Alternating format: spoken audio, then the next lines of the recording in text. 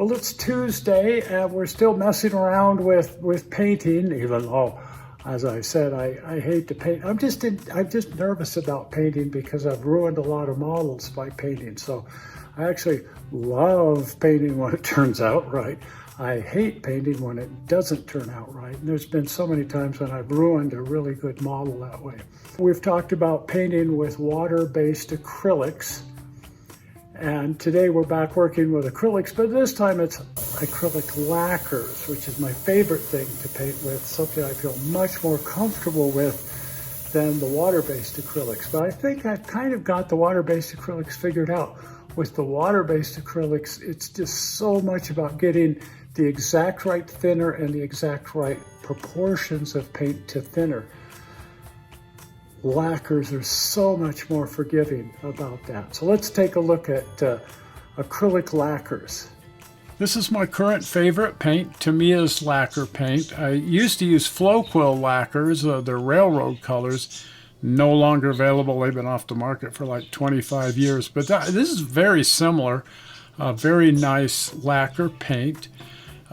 Tamiya also makes a water-based acrylic and like a hybrid paint that's like an alcohol base, but this is a true lacquer. This is Mr. Color Paint by Gunzi Sanyo. I think it's the same paint as the Tamiya. It seems like it's the exact same paint. It even comes in the same bottle. A little more color selection with Mr. Color. This is True Color Paint, and they say it's an acetone-based paint. I've tried thinning it with lacquer thinner and treating it as a lacquer, and it seems to work that way. All of the reds on the coaling tower were painted with this. But it's a really, really nice paint, and while I've thinned it with lacquer thinner, just because they say to thin it with acetone, I've been thinning it with acetone. Now, these are Testors enamel paints. This is an old standard. These have been on the market since like the early 1960s. And while they're a very affordable, dare I say cheap paint, they're a really high quality paint. And I have tried thinning these with lacquer thinners and treating them as a lacquer. And I'll be darned if that doesn't work just great. So I'll be putting up a show about doing that. They did make a better version of this for years, the Model Master paints, but they've taken those off the market, doggone it. But all of these paints can be treated as lacquers and thinned with regular lacquer thinner. This is Clean Strip lacquer thinner from Walmart. It's only a few dollars for a huge can like this. It's sort of a pain working with the can, so I put it in this squeezy bottle, not to be confused with the squeezy bottle at the back there, which is airbrush cleaner for working with the water-based acrylics. Boy, I don't want to get those two things mixed up. Now this is a much better lacquer thinner, Mr. Color's leveling thinner. This is sort of the gold standard when working with lacquers. So I use the Clean Strip for lots of different things. It's a decent thinner for painting. I especially use it, of course, for cleanup rather than the expensive Mr. Color.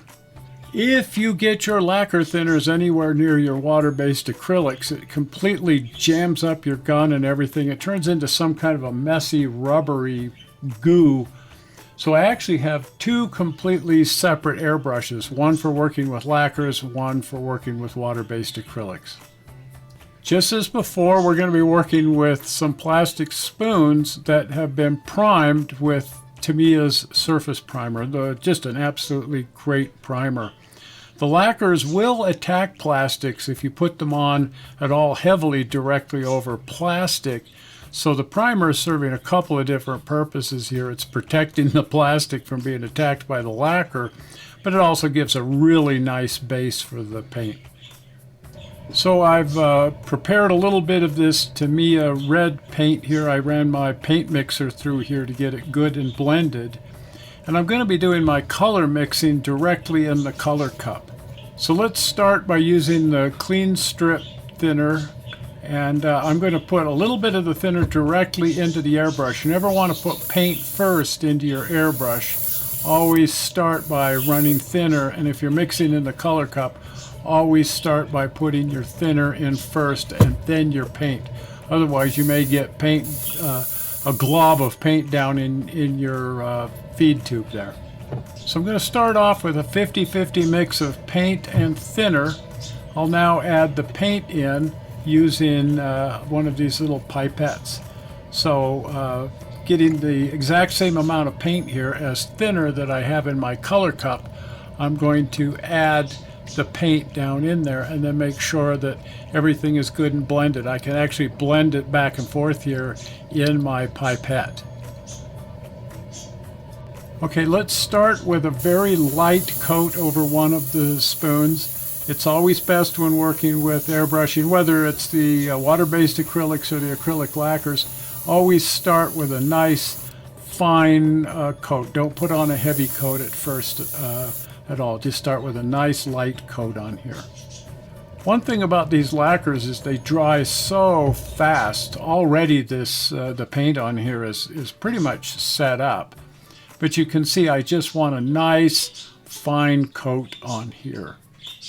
So just, I don't know, 20 seconds after I've put that on, it's already dry to the touch. It's not coming off on my finger at all. So I'm going to proceed now with a second coat, a little tiny bit heavier than the first coat, but still I'm working in very, very fine coats. It's a little bit heavier in one spot, but that's not going to hurt anything. This is just the second coat. And again, just let this go ahead and set up for half a minute or so. It dries so quickly. And now a third coat. This was going to be a little bit heavier than the other two. And because it's going on a little bit heavy, it's getting just a little bit of stippling, a little bit of orange peel there. But as it dries, that tends to flatten out. That's something we really want to see happen, is the stippling on there to flatten out as the paint dries. And now a fourth and final coat. Quite often I'll just do 3 rather than 4. It just depends if I got it on there correctly or not. But this time a much heavier coat, and this will be my final coat. And I really need for this to flatten out, because there is going to be a certain amount of that stippling, of that orange peel on here. But as it dries, that should shrink and flatten out. So here we are about 3 minutes later, and the paint's pretty much set up and dry at this point. You can see that a lot of that orange peel has vanished, and we've got a pretty decent surface here. Okay, let's try again, this time with 25% thinner. So this paint's going to be going on much heavier, as there's so much less thinner here. But it still passes neatly through the airbrush and works pretty much the same way. So there's our first light coat, and you can see it's much heavier. I've actually applied it a little heavier than I wanted to, but the paint is going on rather heavy, and well, it just came out that way. This is a little heavier than I would normally apply a first coat. Okay, second coat with the heavier paint again. Let's see how this goes on. We're seeing a lot of that orange peel, that stippling effect here, and hopefully again that will diminish as the paint dries. Hopefully that'll vanish completely. But you can see right now the surface is rather orange peely. And here we are after about 2 minutes of dry time, and it has straightened itself out. It looks pretty darn nice, and that's just with 2 coats on here. I prefer the previous version, but you can see there's a lot of latitude in the amount of thinner that you're using with these lacquers. Okay, I just want to show you something kind of goofy here. This is 75% thinner, and I'm holding my airbrush quite some distance away. And I'm just allowing the paint literally to dry before it hits the surface. And it just produces this grainy surface on here. And there's certain weathering techniques that I'll use this for. And I'll put up a video on that, but I just kind of wanted to show you what happens if you over thin and keep your brush too far back. It'll literally dry before it hits the surface. Let's apply a second coat on here. Same thing, very thin paint with the airbrush a good 2 feet back from the spoon. And I'm just dusting that over with some paint, which is practically dry by the time it reaches the spoon. It's on there well enough that it's actually stuck to the spoon. But if you were to get aggressive with this, you can actually wipe it right off of there. But it's there's, like I said, there's some really great weathering techniques you can use this for.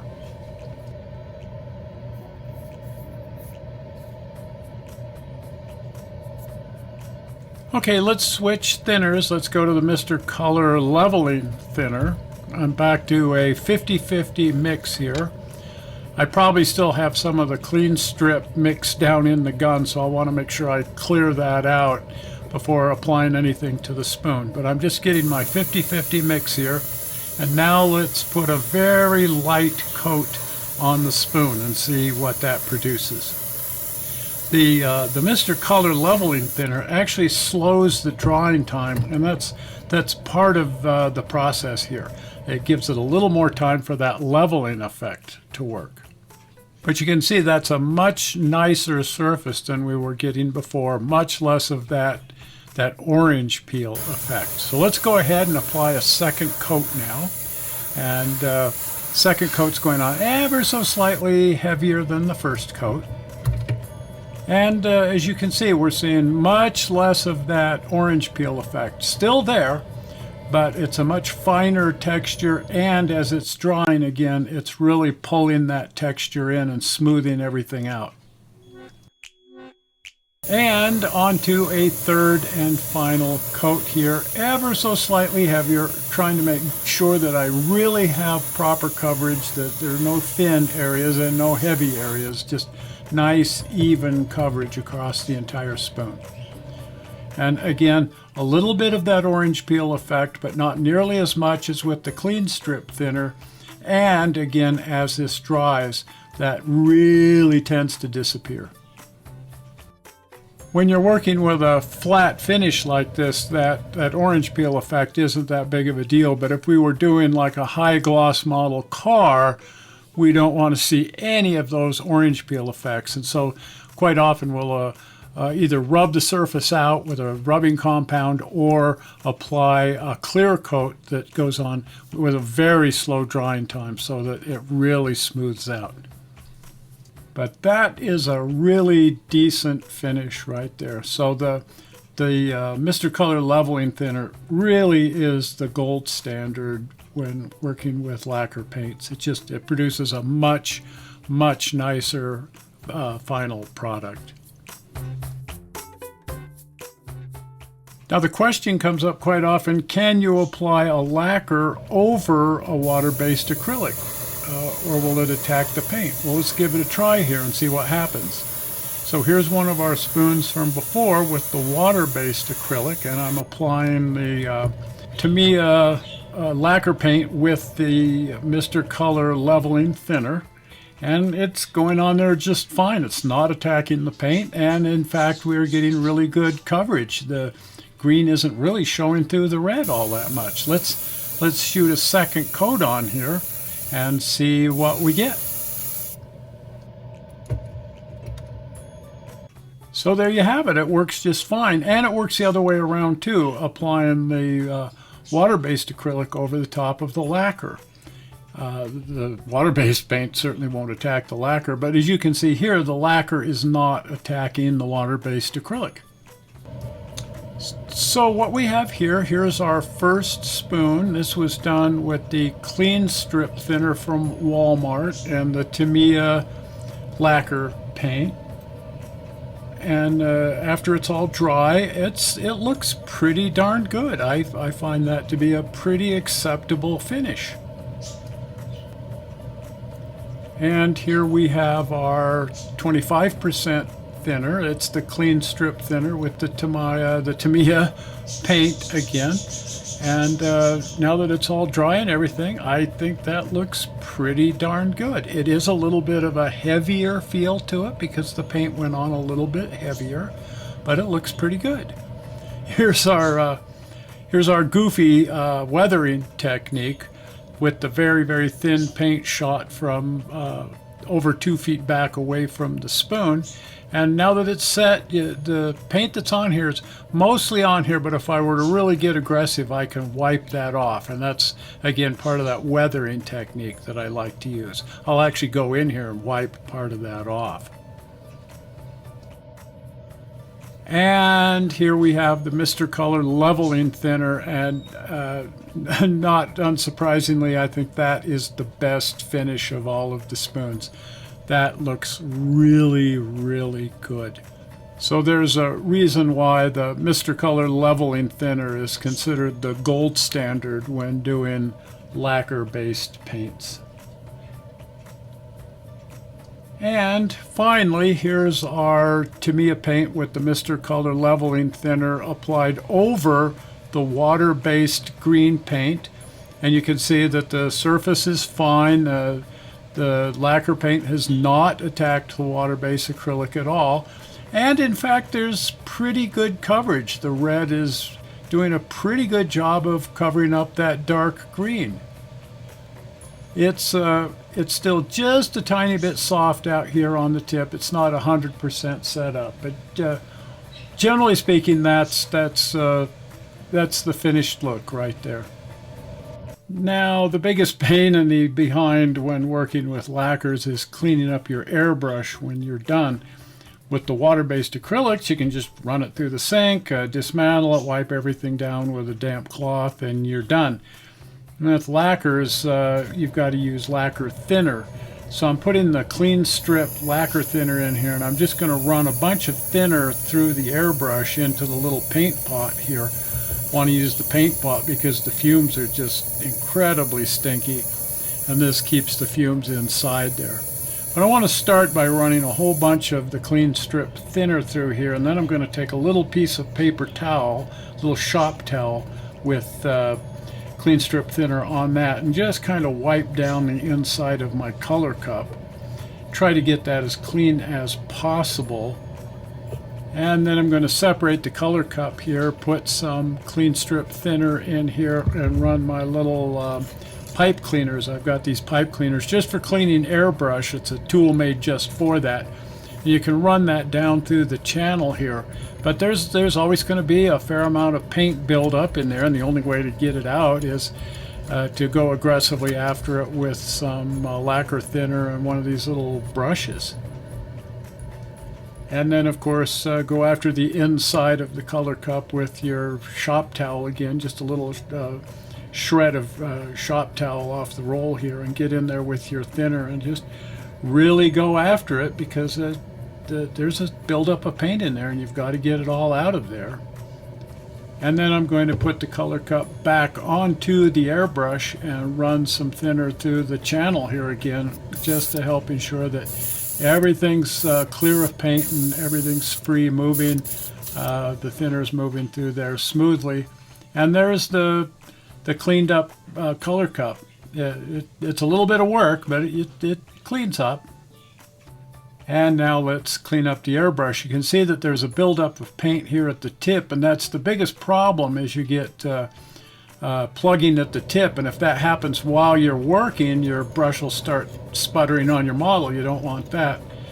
But let's start by removing the back of the airbrush here, and then I'm going to loosen the set screw for the needle. But I'm not going to pull the needle out the back. I'm going to unscrew the tip, and then I'm going to slide the needle out forward, so if there is paint buildup here, I'll be drawing it forward instead of back into the mechanism of the gun.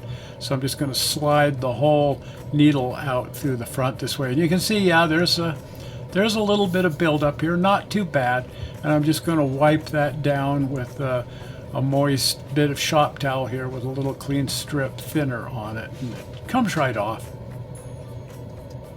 And now I'm going to go after the tip. I'm getting in here with one of my little pipe cleaners and some thinner, and you can see there's quite a bit of paint trapped in there, a lot of buildup, and I need to get rid of all of that. That can really pose a problem. And there it is. Tip is all cleaned up. The whole gun is clean at this point, and I can put it away, and it'll be all ready for me the next time I want to use it. Well, I hope you have found this informative, and if so, I hope you're going to want to check out some of the other videos here. And therefore, if you are not a subscriber to the channel, please subscribe, and you can do that by clicking on the upcoming blue button. Zoink! Right there, the blue button. Well, we're not sure how you found this video on the internet. We hope you didn't find it boring, and Karen and I will see you here on Sunday. We'll see you then. Bye-bye.